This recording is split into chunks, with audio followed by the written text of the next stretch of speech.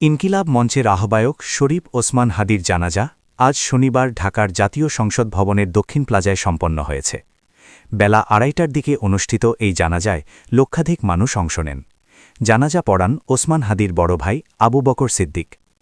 সকাল থেকেই দেশের বিভিন্ন প্রান্ত থেকে আসা ছাত্র জনতা ও সাধারণ মানুষ জাতীয় সংসদের দক্ষিণ প্লাজায় জড়ো হতে থাকেন।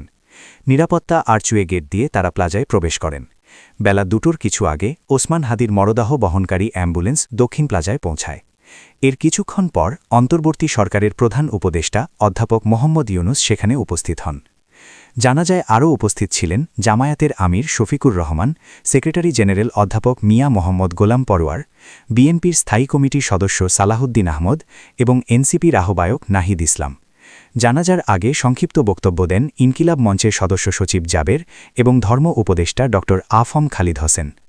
জানাজাকে কেন্দ্র করে মানিক মিয়া অ্যাভিনিউ, সংসদ ভবনের দক্ষিণাংশের মাঠ ও আশপাশের এলাকা মানুষের ঢলে পরিণত হয়।